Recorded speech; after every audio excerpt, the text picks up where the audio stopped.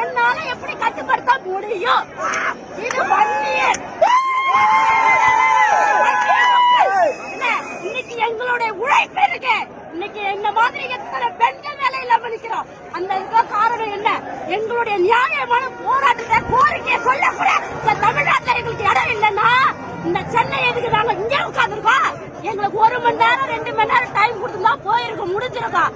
ஆனா அப்படிலாம் போயிடாதீங்க, இங்கே இருக்குங்கிற மாதிரி இன்னைக்கு நாள் முழுக்க இங்கதான் சாப்பாடு இல்லைனாலும் சரி, பட்டினி கிடந்தாலும் சரி, இங்கதான் இருப்போம். நீங்க டிராபிக்கை கிளியர் பண்ணி கொடுங்கனாலும் கொடுக்க மாட்டோம். ஏன்னா இது நாங்க உருவாக்குனது இல்ல, இது நீங்களா போட்டுக்கிட்ட போல நீங்களா மாட்டிட்டு நிக்கிறீங்க. இது எப்போ தீரும்? எவ்வளவு பிள்ளைங்க இன்னைக்கு நிக்கிறாங்க, எவ்வளவு இளைஞர் இன்னைக்கு நிக்கிறாங்க, எவ்வளவு ஜனங்க இன்னைக்கு நிக்கிறாங்க. எல்லாரும் மனிதர்கள் என்ற நியாயம் கூட இல்லாம எப்படி நடந்துக்குது சொல்லுங்க பாக்கலாம். இந்த அளவுக்கு இருக்கிறதாங்க பசங்க இன்னும் கொஞ்ச நாடி பாப்பானுங்க, அதுக்கப்புறம் எங்க கைக்குள்ள இருக்க மாட்டானுங்க. அவனுங்க என்ன பண்ணுவானுங்க?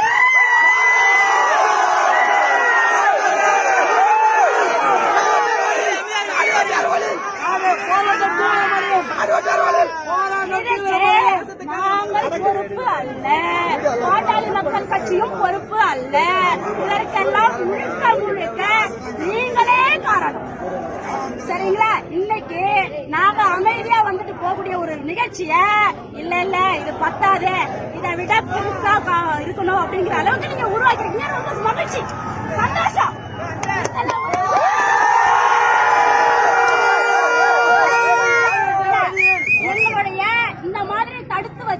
இன்னைக்கு நிறைய மகளிர்கள் வர்றத, பெண்கள் வர்றத நீங்க வெளியே பார்க்க கூடாது, வெளி உலகத்துக்கு தெரியக்கூடாதுன்னு கம்புக்குள்ள போட்டு மூடி மறைக்கிற மாதிரி மூடி மறைக்கிறீங்க. வேலைக்கே ஆகாது. இன்னும் சொல்ல போனா நடந்து கூட எங்க சின்னையாவை போய் நாங்க பார்ப்போம்.